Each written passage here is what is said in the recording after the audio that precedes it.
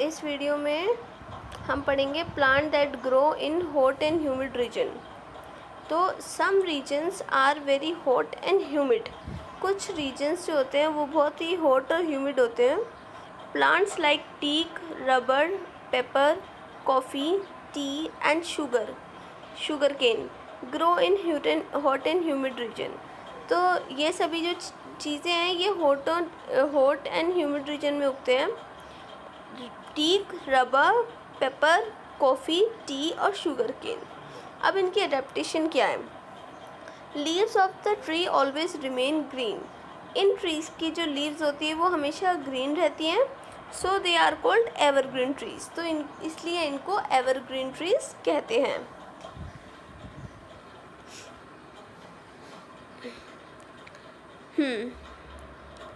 और दूसरी अडेप्टेशन है leaves are often arranged at different angles so that they can get maximum sunlight। जो leaves होती हैं वो इस तरीके से होती हैं कि ऐसे एंगल्स पे अरेंज होती है कि उनको ज़्यादा से ज़्यादा सनलाइट मिल सके। ठीक है, तो ये हमारा हॉट एंड ह्यूमिड रीजन की अडेप्टेशन थी। सबसे पहली अडेप्टेशन क्या थी कि जो ये होते हैं लीव्स होती हैं वो हमेशा ग्रीन रहती हैं और इसलिए इनको एवरग्रीन ट्रीज़ बोलते हैं। और जो लीव्स होती हैं वो इस तरीके से अरेंज होती हैं कि उनको मैक्सिमम हीट मिल सके। अब है plants that grow in plain regions. वो प्लांट्स जो प्लेन रीजन्स में ग्रो करते हैं। ठीक है, these regions are normally neither too cold nor too hot. Trees such as mango, peepal, banyan, sheesham grow here। तो प्लेन रीजन में कौन कौन से प्लांट्स होते हैं? सबसे पहले तो ये बहुत ज़्यादा ठंडे रीजन होते हैं और ना ही बहुत गर्म होते हैं। यहाँ का मीडियम टेम्परेचर होता है।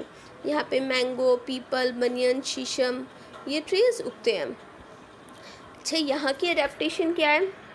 Trees have many branches that spread around. Trees में बहुत ब्रांचेस होती हैं जो सब जगह फैली होती हैं। These branches have many flat and thin leaves which help in evaporating excess water keeping them cool. जो ब्रांचेस होती हैं वो the branches have many flat and thin leaves. इसमें जो लीव्स होती हैं वो काफ़ी फ्लैट और पतली होती हैं जो कि एक्सेस वाटर को इवेपोरेट करने में मदद करती है और उनको ट्री को ठंडा रखते हैं। Most of the trees can survive in very hot climate. ज़्यादातर जो ट्रीज़ होते हैं वो काफ़ी गर्म क्लाइमेट में सर्वाइव कर सकते हैं। And mostly shade there leaves in autumn. New leaves grow again in spring. ठीक है, और जो मोस्टली जो प्लांट्स होते हैं वो अपने लीव्स को गिरा देते हैं ऑटम में और नई जो लीव्स आती हैं वो स्प्रिंग में आती हैं। ठीक है, तो इसकी 3 अडेप्टेशन है प्लेन रीजन में जो होते हैं। सबसे पहला, यहाँ का जो टेम्परेचर होता है वो मीडियम होता है। ठीक है, फिर ट्रीज़ की जो वो होती हैं उस ट्रीज़ में बहुत सारी ब्रांचेस होती हैं। फिर लीव्स कैसी होती हैं? फ्लैट और थिन, और जिसकी वजह से वो एक्सेस वाटर को इवेपोरेट कर देते हैं और ट्रीज़ जो होते हैं वो कूल रहते हैं। फिर जो ट्रीज़ होते हैं वो काफ़ी हॉट क्लाइमेट में भी सर्वाइव कर सकते हैं और वे अपने ऑटम में लीव्स को गिरा देते हैं और स्प्रिंग में वहाँ पे इन पेड़ों पर न्यू लीव्स आती हैं। अब है plant that grow in marshy regions.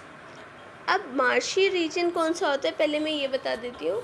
Marshy reason उसको बोलते हैं जहाँ पे ज़्यादा कीचड़ होता है, पानी मोस्टली भरा रहता है, उनको मार्शी रीजन या स्वैम्पी एरिया बोलते हैं। Water locked places are called swamp. Water locked मतलब जहाँ पे पानी इकट्ठा रहता है, भरा रहता है, तो उनको स्वैम्प या मार्शेस बोलते हैं उन एरियाज़ को। Marshy places have sticky and clayey soil.